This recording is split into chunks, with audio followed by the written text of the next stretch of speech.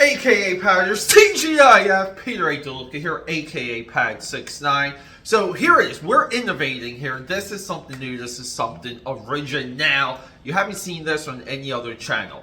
A lot of you're experiencing me for the very first time. So, last night while checking out Kong X Godzilla, Frozen Empire, New Empire, whatever the heck that movie is called, maybe more on that later, a friend of mine, he wrapped this up, by the way. He gives me like a stack of comics, a stack of books, and he's like, hey, I've been buying these for you for about 2 years. I keep forgetting to give them to you. And I thought it would be a really good way to showcase who I am through the eyes of another. So let's get into it. I want to show you what he picked out for me because there's some gems in here. There's some good stuff, and it brings you a little closer into the gray matter of AKA Pad. Let's effing go.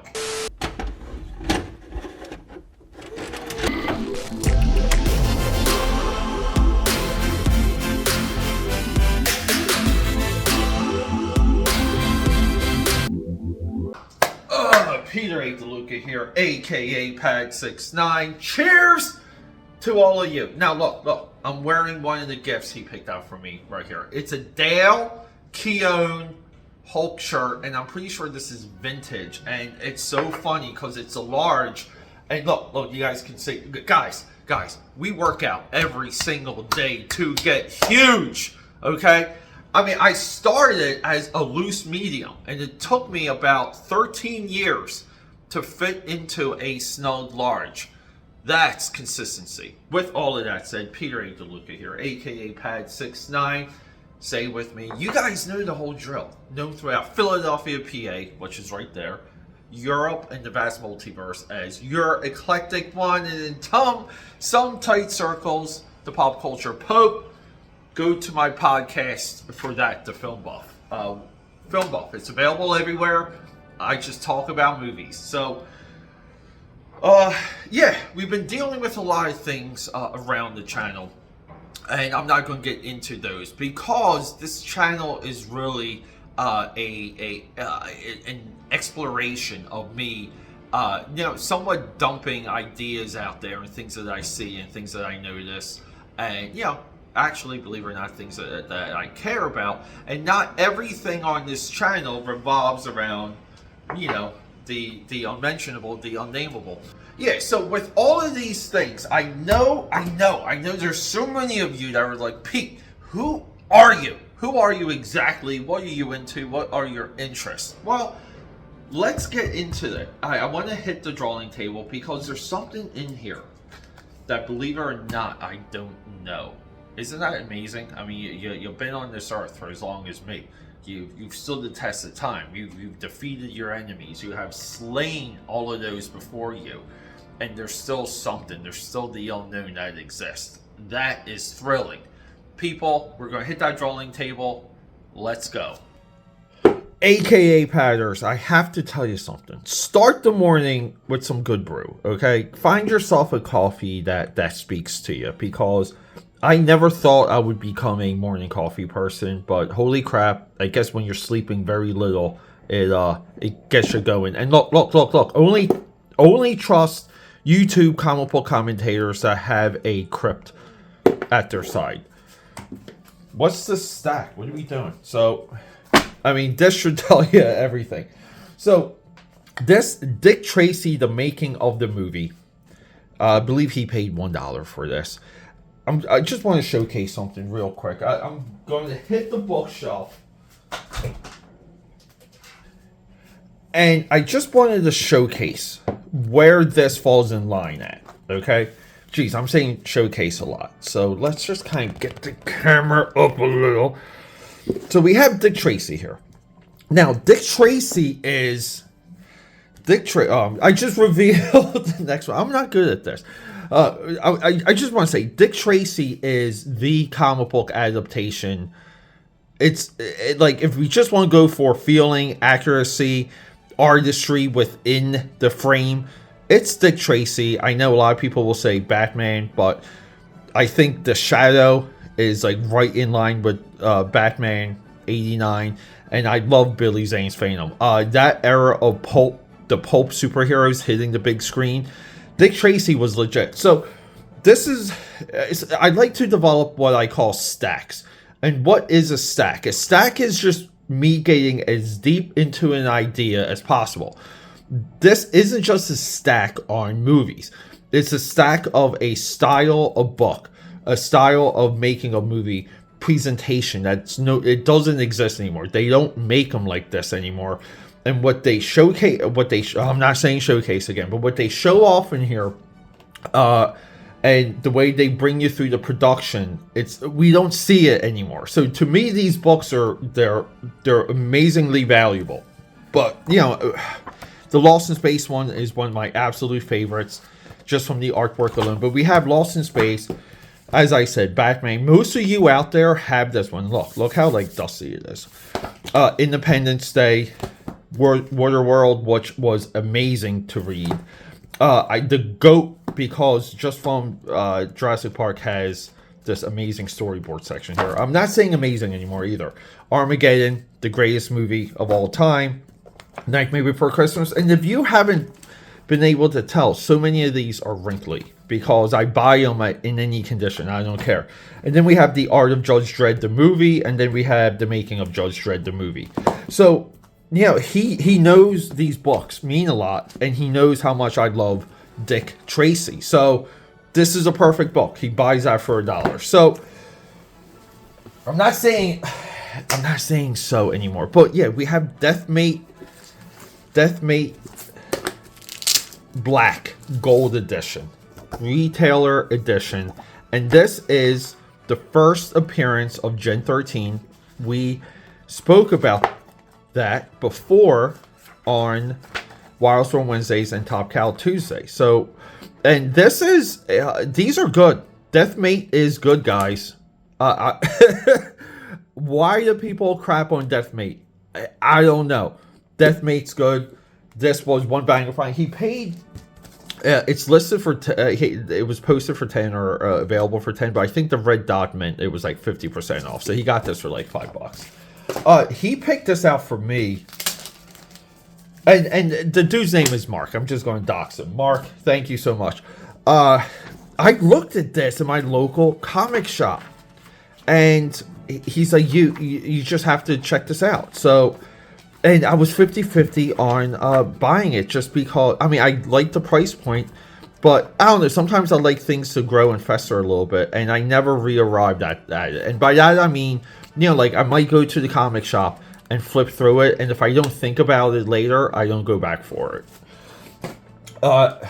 Adaptations. I love adaptations. Why? Because a lot of times what's adapted is something that we know that we're very close to, and seeing how that's brought to the comic book page can teach you a ton of lessons about storytelling, like period. They're some of the best things to learn storytelling through. Nightcat is a licensed book, and this was a girl, this was a model, you know, connected through Stan Lee, right? I'm going off of memory here. Yeah, Stan Lee script. So he got me this for some of my adaptation stuff, some of my oddball stuff that I like. He knows I right. This is a Joe Jusko cover. Let's make sure we don't know. We're not we're not crediting the cover artist here. Thank you, early 90s Marvel. But yeah, see, and here she is right here. Isn't that amazing? So I think there was like another 2 or 3 issues of this. I know I have other pieces of it, but either way, this was a play to plug into a media star. Okay, and you know, a lot of the names are long and forgotten, but he knows I do a lot with Stan Lee. Again, perfect pickup. And speaking of adaptations and interpretations, we have Blade Runner. We will be highlighting this very soon just because we have to talk about it. We have to talk about this. So this is coming up. This cover too by Shranko. Always. I mean, not just the cover, just the...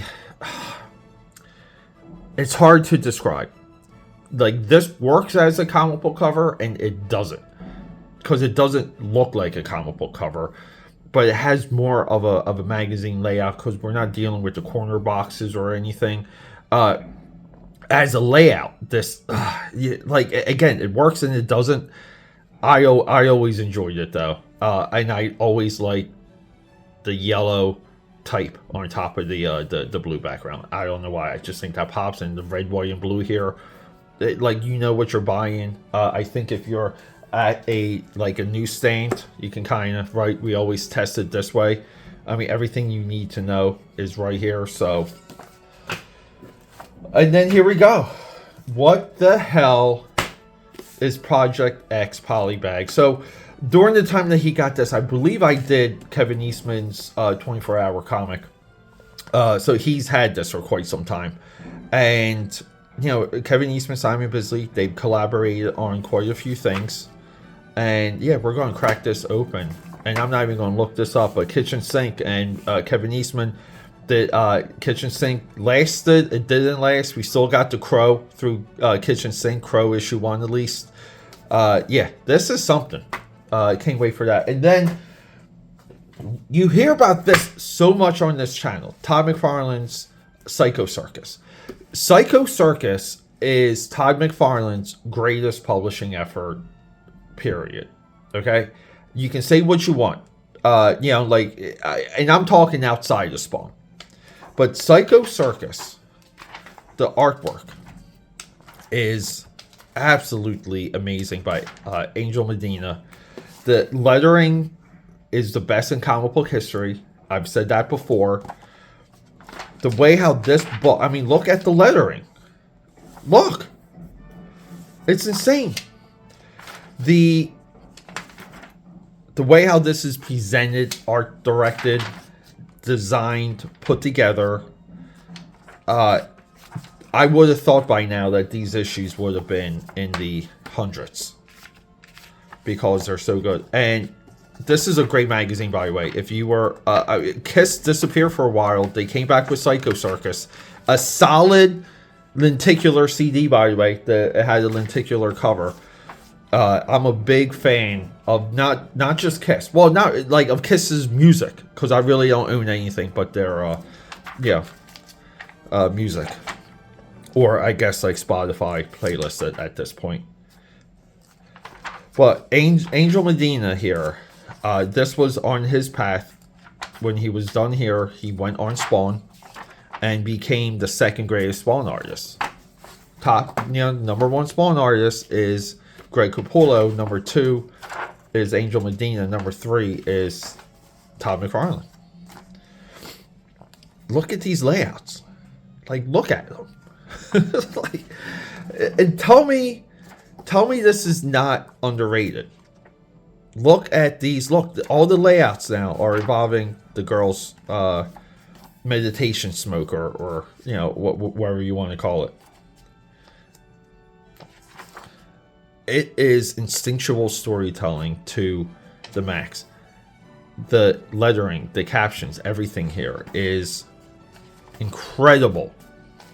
The line work, the inking, this is, of the time, this is the epitome of this type of comic book production and storytelling. AKAPAD here, guys. Judge me by what my friends pick out for me. Judge me by that. AKAPAD, a real quick sign off here. The individual that bought me those books, his email, his name is Mark. Mark and John are the two people at two separate times in my life that brought me back into not just comics, but into pop culture and movies and video games and cartoons, so on and so forth. At two separate times in my life. Now, at those times in my life, I was on to different and other things, but I kept an ear because, again, you grow up learning about something. You don't want it to go to waste. Mark, right now, he's just instrumental in my headspace when it comes to what is a comic book. And I know that's a very broad statement, but when he speaks to me about books, and he comes from such a different place than me, I just love hearing him discuss things. I really do. He can go on and on about whatever he's interested in, and I'll just like sit down there and eat my shepherd's pie, which I hear he has access to a amazing shepherd's pie. One of my favorite things to eat, by the way. So just want to say, Mark, thank you so much. You're meaningful. I love you, buddy, and I hope we have more things coming. That's what she said.